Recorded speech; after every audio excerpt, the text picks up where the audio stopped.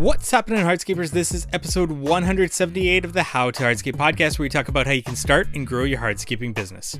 In continuing with our previous 2 weeks of themes, we are doing an I Am a Hardscaper mashup, where we pick a single question that we ask I Am a Hardscaper business owners that we've had on the podcast, and we mash it all up into one episode. A single question, multiple business owner responses, all in one episode surrounding a single question. But before we get into that, today's episode is brought to you by Cycle CPA. If you need accounting, bookkeeping, CFO services, reach out to Cycle CPA at cyclecpa.com. Mention How to Hardscape, get $200 off their services there. We'll talk more about Cycle CPA later in today's episode. And like I said, this is an I'm a Hardscaper mashup episode. And the question that we ask is that first consultation. What are you doing? What are you asking? What does that first consultation look like? In addition to that, you'll see a small break where we ask a second question, which is, when you land a project, what are your payment schedules like? That's just a bonus little tag on at the end of the response to what their first consultation looks like. What do your payment schedules look like when you actually get and sign up a project with that? Definitely some excellent responses here, as well as Jeremy at Willow Gates Landscaping has an in-depth, excellent response to this question. So I definitely wanted to get all this together into one specific episode for you to get as much out of this as you can with this. So you'll hear the business owner introduce themselves, give a response to the initial question, which is that first consultation. What does it look like? What are you asking? And then a secondary response as well to what does your payment schedules look like? So without further ado, let's get into today's episode. I'm Jeffrey Schmidt of Down to Earth Landscaping. And I'm Chuck Gillum of Down to Earth Landscaping. The first question that we typically ask is like, what are you looking to do with the space? That's usually a pretty good segue to what they want to do, what their kids want to do, how they want to use the space, how they're going to be entertaining, how many people they're going to be entertaining. And if they don't touch on all those things, those are all really good questions. You know, do you like to sit by a table when you're socializing? Do you like to sit by a fire pit? Would you rather have a putting green where you can be active and have conversation? Do you want to have all of these things? You know, like seeing where people like to spend their time, how they spend their time, you know, and a lot of the times it comes down to the kids. You know, how are the kids going to use this space? What are they going to use it for in 2, 3, 5 years? So just making sure that this can be a sustainable space for them for as long as they're going to be in the house. We do a 4-draw system, and we started to implement that ever since we've kind of gotten, you know, larger scale projects. Before, when we had smaller projects, you know, $5,000 or $10,000 or less, we would just do 50% up front and 50% when we're done. Usually we could get in and out in a few days or a week, and we could get paid. So there wasn't really too much of an issue there. Now that we've moved into some bigger projects that span, you know, 4, 6, 8 weeks, we do the draw system, and we do 25% as a deposit to hold your spot on the schedule. We can talk about the list in here in a little bit, but 25% deposit gets you on the schedule. We take another 25% on day one and 25% once we're halfway through the project. And then the remaining balance, if there's any change orders, anything like that, we will collect once we're 100% done with the project.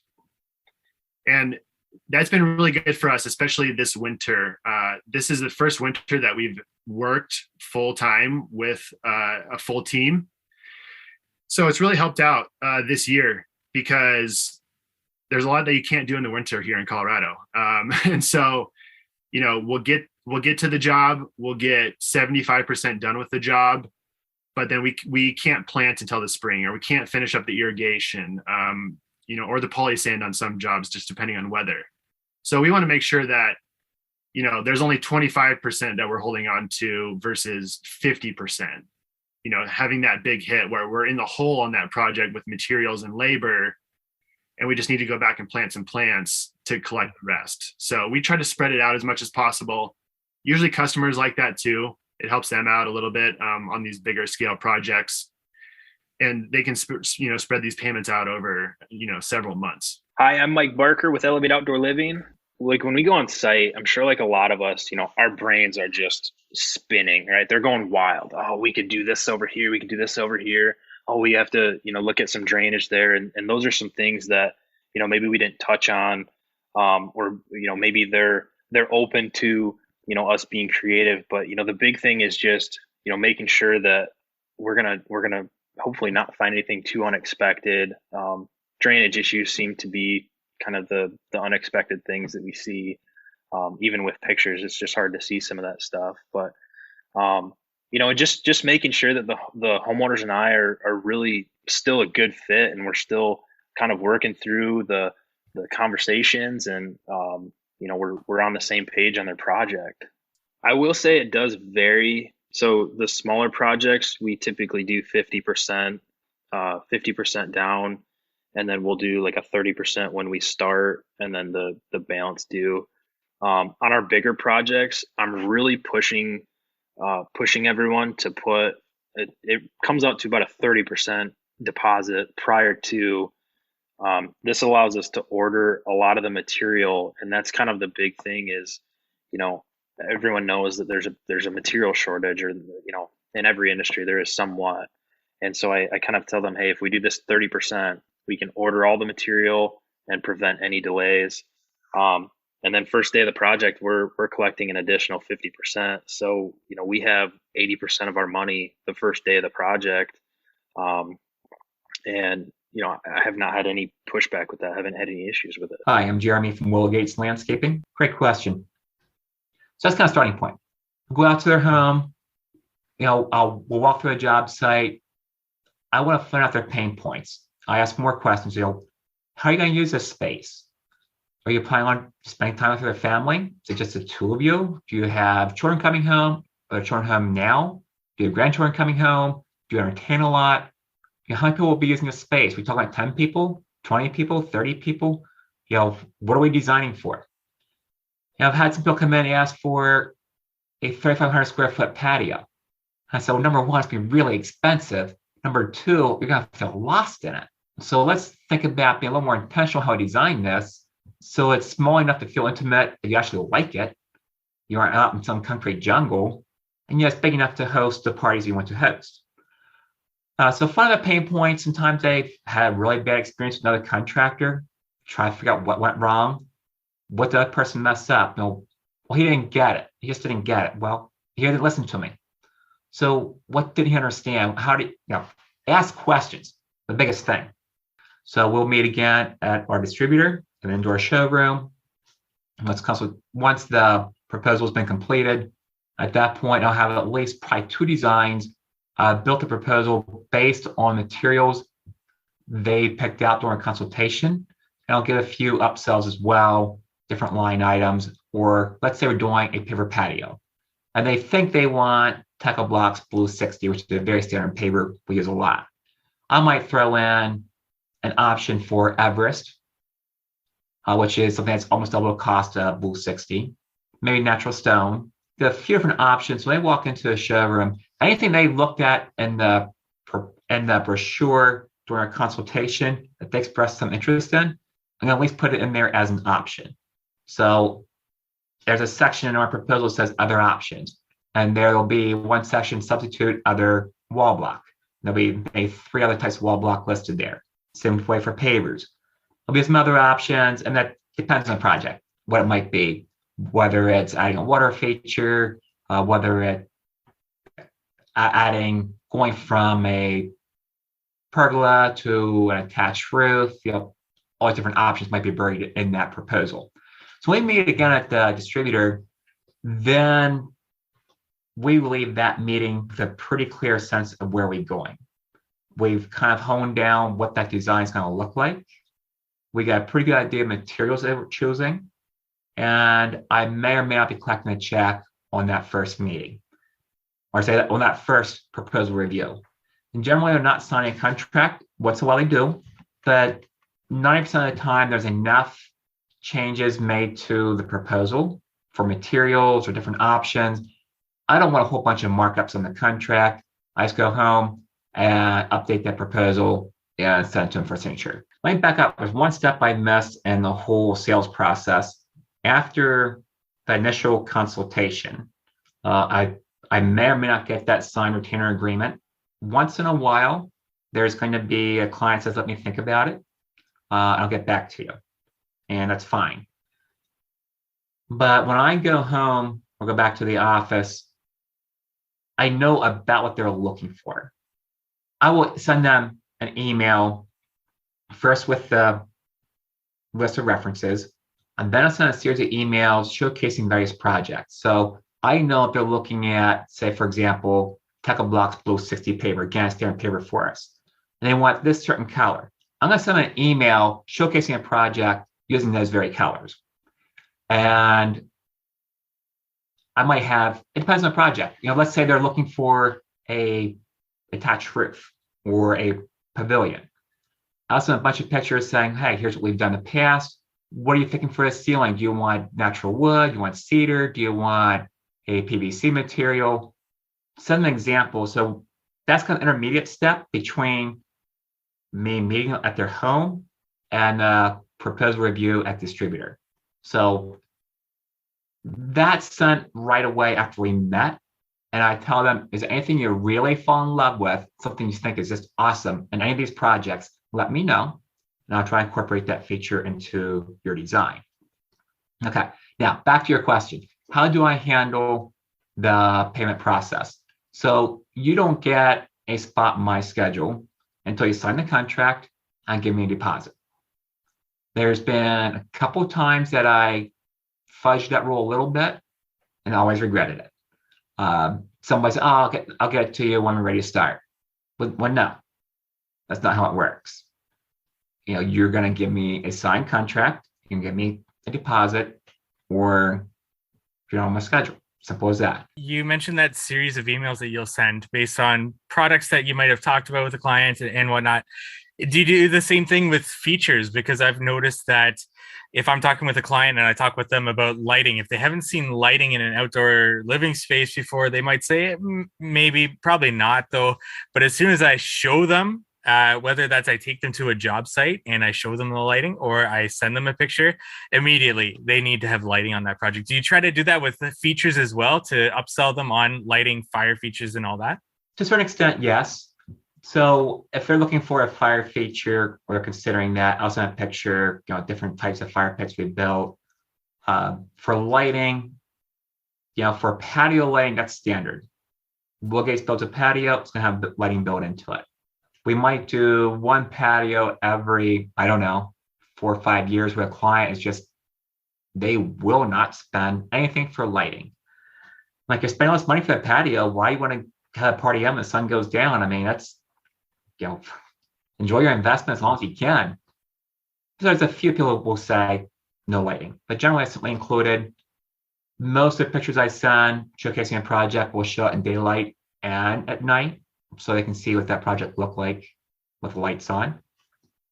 One of the things I really like doing, we don't do a lot of it right now, is landscape lighting.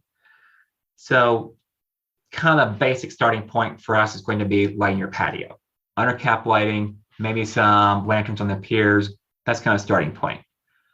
For doing a structure, we're also always doing some lighting in the structure itself.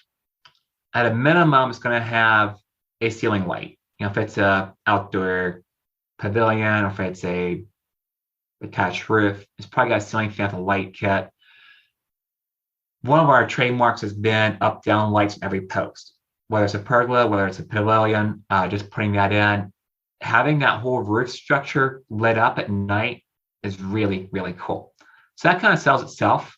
I sent a picture, okay, is how they laid the last structure. They want it. So yes, I do that. The next level for lighting, path lighting, that's pretty simple. That's an easy sell. But landscape lighting, going beyond just simply highlighting a few showpieces, like say highlighting Japanese maple, that's kind of typical. Anybody can do that. I like lighting 60-foot trees. That's just fun. Getting the biggest well light I can. And if you got a perfect straight trunk tree, it's got 60 feet with no branches, And that's pretty much, that changes the feel of the backyard. And if there's trees a little distance away from the house, it kind of it brings the backyard closer in a sense, and yet it creates a bigger backyard visually, is what clients will tell me. So sending some pictures of that, like, hey, this is what, you've got these mature trees in your backyard. This is what it looks like if we light them up. So going back to your question, do I send pictures of features? Landscape lighting, yes. Some fire features. If there's some kind of special inlay, one project we did was a permeable paver driveway, and we did a 30-foot compass rose. That was fun. It was a lot of fun. And so saying something like that to somebody, hey, we can do a custom inlay. That's what it could look like. We'll do that. So typical terms are 30, 50, 20. So 30% down when you sign the contract, and we'll do 50% midway in the project, final 20% when the project's wrapped up. Now, we will adjust that a little bit. So for, let's say, a $100,000 project, I don't know, I want to wait till halfway through the project, collect my 50%. So I might do 30, 25, 25, 20. I don't want that last payment to be very large. It's rare we have an issue, but if I do, and a customer is balking at final payment, I don't want that final payment to be very large. And also, if, let's say we're looking at projects going to be, for example, $200,000 or $300,000. Now, we don't do this very often at all, but let's say we did. Asking for 30%, say I need 60,000 right now, or 75,000. That might be a bit of a turnoff. It's a pretty big chunk they're handing to me without me putting boots on the ground. That might back off that 30% a bit and say, hey, you know what? We need 40,000 to even get started. So 40,000 to secure the placement schedule. It depends on the client, depends on the scope of the project. I'll adjust that a little bit. I might put more progress payments in, and I might back off the 30% deposit for a really, really large project.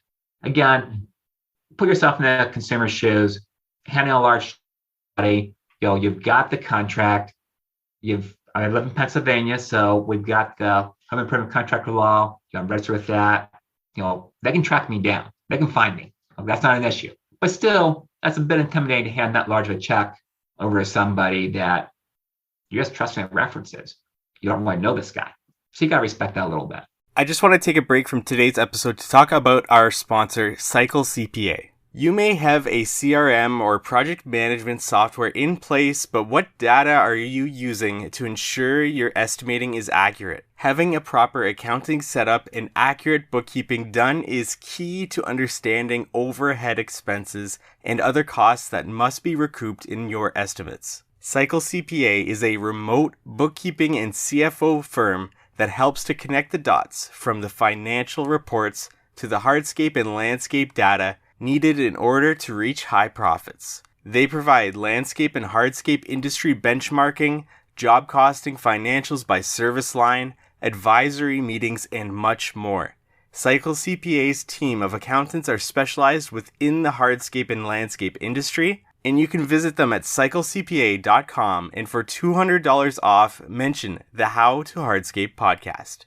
Now back to our episode. Hi, I'm Greg Burnett, 38 years old from Vineland, Ontario. I'm the president of Niagara Outdoor Landscaping. Yeah, I think understanding, the yard that you're working in, the drainage, taking accurate measurements. All our crews and our designers all have zip levels, so they're taking grades when they're there to save a trip kind of going back, right? They're checking out neighboring properties. They're looking at the sight lines. They're trying to picture everything on site that you could kind of possibly need to take apart and use your design and make it functional, right? So when you get to the plants, asking them what colors they like, or what plants do they 100% don't want in their yard, right? So design work typically starts around $1,800, but then they pay 50%, and then we send out a design contract before we can even go and meet with them on site, right? They don't quite. Sorry, the first time I guess when we go there and we're meeting with them, we're doing the initial consult, and then we come back and we're doing sending out the price, right? We're saying the design is going to cost you X amount. and sending off the contract. They're going to sign the contract, then we kind of start the work, right? So as far as the payment of the project, they would require a 25% deposit at signing, 35% the day we show up on site to start building the project, and then progress payments throughout the project based on the scope, kind of as items are completed. Hey, I'm Nick from NRX Landscaping. And I'm Rocco from NRX Landscaping. People, honestly, to be honest, a big red flag would be telling us, I'm on a budget. I'm on a very big budget. I want to keep it as cheap as, like, the word people, when people use the word cheap, I don't understand where they're coming from. It's just, we're not going to compromise our workmanship to accommodate their price preferential. Yeah, not to say that we're not open to discussions, because often we say, okay, we can save some money here by doing it like this. We could be more economical if we place this here. But yeah, some red flags are. Sorry, go ahead, Nick. Yeah. Also, a big part of our initial consultation is figuring out what they want to use that space for. So we really want to know what they're into. Like, what's your dream? We asked, what's your dream backyard? What is it like? What does it entail? Do you want to hear to entertain people? Is it just for yourself? Do you want to cook here? Are you big into grills? Do you like Komodo Joes? Do you like do you want to have like a fridge here? Like, we kind of make that, when we give them the options, we kind of give them an idea of what they can use the backyard space for. So when we start talking about, do you have like kids, and then do they like to hang around a fire? Do they like to roast marshmallows? They say, yeah, but we don't like the smell of wood. It gets too smoky. So we say, you know what?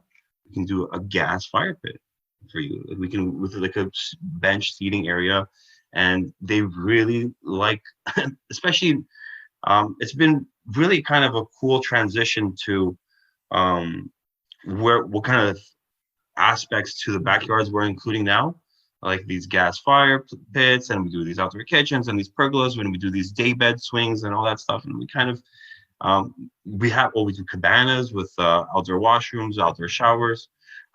So now we have a lot of different trades coming in as well. So it's not just Rock and I. We have plumbers coming in, and electricians coming in, and gas technicians coming in. So we know what that entails. Like a project that includes all these aspects, we know what it entails. So that's what kind of what we've been talking to clients about on our first consultation, and trying to open up their horizons, I guess. Exactly. Of what is possible with their space. Yeah. So basically, as Nick was saying, we basically throw everything at them. We say, hey, yeah, you can put a cabana, just so there are sometimes like clients are like, oh, that's a great idea. I had never thought of that. So that's why we kind of pitch everything. Like, have you thought of this? Have you thought of this? And then the way that we give the quote or the estimate, we say, hey, this is like a menu. These are all of your options. You can pick and choose what you want. If it doesn't fit, if you don't like it, then you just let me know or let us know, and we'll take it out. So that's the way we approach. We give them everything from lighting to washrooms, anything that we think would look nice based on the discussion and what their needs are for this space. And then they can tailor it as they please. Our payment structure, so the way it works, there's a small deposit to secure their spot. Once they pay that deposit, we can start talking about renderings and stuff like that. Because we're not going to do any kind of free renderings. And then we like to, before we even start talking about renderings, they know what we're all about. They know that they're going to go ahead with us, whether they use one design or the other. So we get that kind of deposit. They secure their spot. Once that spot is secured, we don't mind giving them a few ideas in terms of design, drawings, renderings. And then after that, we take installments in thirds. So we take a third before we start, just to get the ball rolling, a third a few days in to the project, or depending on how large the project is. If it's like a $500,000 project, then it'll be in more than just 3 installments. And then we usually leave the last third for the end of the project. Yeah, so we'll depending on the size of the project, we have to tailor the percentages of each installment. But typically unless it's a really small project, typically we do 3 installments initial, for acquiring any, especially now, acquiring any pavers, that could be hard to come by. So we'll ask for that quite ahead of time now that we have to order so far in advance. And then, second and third installment. Third installment is usually with both homeowners or the homeowner, and they come along with us at the final stage of the project where everything's completed. We go and do a walk around all together. So upon their agreement and they inspect everything's good, that's when we'll collect the final installment. I am Aaron Colley with Spaces Design Build. I try to allow 30 minutes to an hour max for that initial consultation.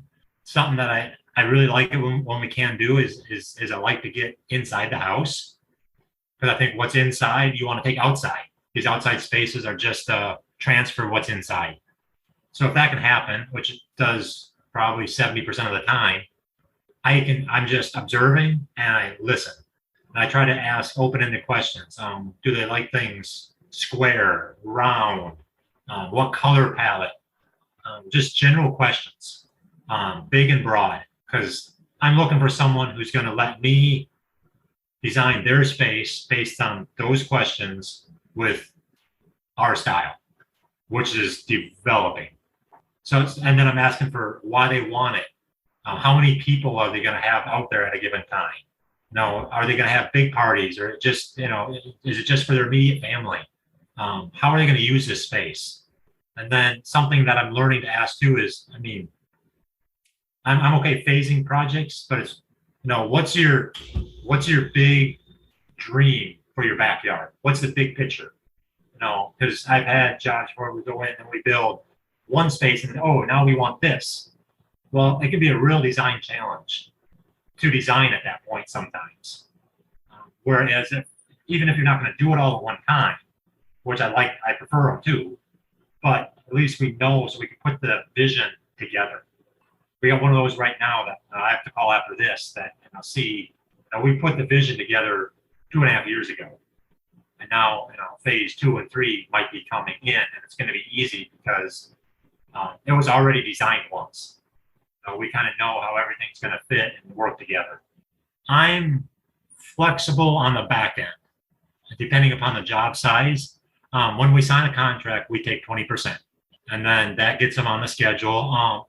We've even done a couple this year where we've taken $2,000 deposits just to get on the schedule, and I've designed later. Actually, that's happened twice now. That totally blew my mind. Like, just how much you get on your schedule. I said, I just threw a number at them, and they just cut me a check. Amazing. Like, this is kind of cool. I never experienced that. But generally, I do a 20, 40, 20, 20, or sometimes I do a 20, 40, 10, 10.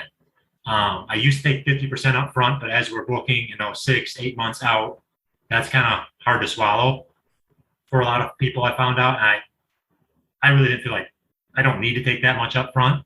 But usually before we start, we take 20% when we sign, 40% 2 weeks before, and then 20% the day we show up. And then I break up the rest. Maybe like a current job, like when we finish the walls, they owe another 10%. Then the final punch out, they'll have their final 10. I think that one we did 20, 40, 20, 10, 10. Different progress points. And as our jobs get bigger, there'll be more and more progress points. Ideally, I want to get down to that, so that final payment is less than 5%. This is Nick Cardello with the Yard Fathers Premier Outdoor Living. Yeah. Typically, so when I go to meet a client, I typically just let them talk. I really just want to know what they're wanting, not specifically or like colors or products or anything like that, but what it is that they're trying to accomplish, with their space. And then from there, I will give some suggestions. It used to be different. I used to talk longer and kind of go over what I'd like to do and stuff like that. But now it's because we do the design, it's more of, I let that speak for itself. And there's 3 reasons why we started doing the designs. One is because it does give the client, it gives them that experience of they know what they're getting, that kind of like wow factor. They can see what their space can actually look like. The second thing is that we based our estimates off of that design. So we're both on the same page. There's no misunderstandings. They know exactly what they're getting. We know exactly what we're doing. And then the third part is for my crew, so they know what exactly they're doing. So we do 30% when accepted to hold the spot. We'll get another 40 like a week before we start, and then whatever the remaining balance is once we're done. Thank you for listening to today's podcast episode. If you haven't already, I really appreciate a rating and review on Apple Podcasts. I don't ask for this often, but I would really appreciate it if you left us a rating and review on Apple Podcasts. Spotify also has a review system, so if you're listening there, that would be great to see as well, and I appreciate that, as well as you listening every Monday to the How to Hardscape podcast, as well as all of our guests that have given their time to do these interviews, to do the roundtables, all of the time that they have committed to this podcast. So very much appreciative of that. And if you need bookkeeping, CFO services, accounting services, check out Cycle CPA. They're cyclecpa.com. Mention the How to Hardscape podcast, get $200 off their services there. And we look forward to meeting with you next week on the How to Hardscape podcast.